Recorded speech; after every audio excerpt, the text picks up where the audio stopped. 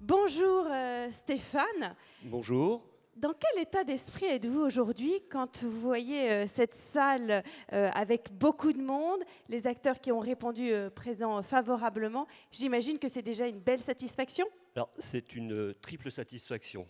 Une triple satisfaction parce qu'en tant que président du pôle EMC2, d'abord, je suis ravi de voir autant de monde dans cette très belle salle. La deuxième satisfaction, c'est, je pense que nous accueillons aujourd'hui des exposants et nous allons avoir des intervenants de grande qualité, qui fait que le programme de cette journée va être passionnant. Et la troisième satisfaction, c'est cette journée, la concrétisation d'une première étape dans la trajectoire que s'est fixé le pôle. Il y a 2 ans, nous étions tous confinés, les membres du bureau, et on avait décidé de se réunir chaque semaine pour...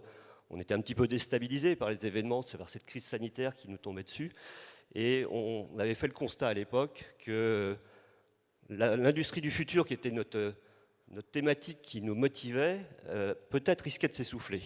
Faire de la technologie pour la technologie, uniquement la productivité, c'était quelque chose de bien, mais qu'avec cette crise qui nous tombait dessus, et puis les autres événements qui risquent aussi de nous arriver avec le changement climatique, on voit avec aujourd'hui la crise en Ukraine, avec des problématiques de souveraineté, et il y avait des nouveaux enjeux qui allaient nous tomber dessus, si vous me permettez l'expression.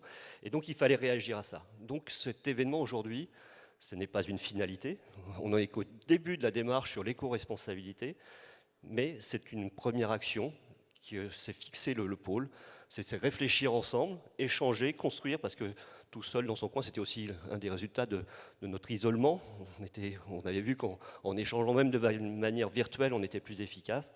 Ça nous permettait d'être beaucoup plus dynamique sur cette thématique, sur ces enjeux qui vont nous challenger dans ces prochaines années.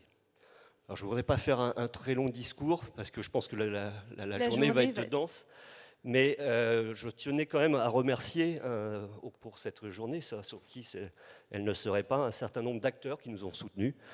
Je remercie tout particulièrement la ville de La Baule, Franck Louvrier, et Laurence Briand qui nous fait le plaisir d'être avec nous aujourd'hui.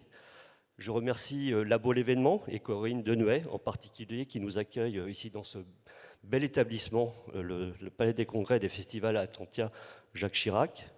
Je remercie la région et les services de l'État qui soutiennent l'action du pôle au quotidien.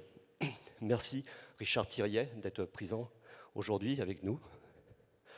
Enfin, je remercie tout particulièrement Pierrick Pommelet, président directeur général de Naval Group, qui nous fait le plaisir de parrainer cette journée et qui nous fait l'honneur d'être avec nous aujourd'hui et qui interviendra juste après moi. Sans plus attendre, je vous laisse la parole, Géraldine et Clément, pour lancer cette journée. Merci beaucoup Stéphane Klein, je vous laisse regagner votre place. Merci à tous.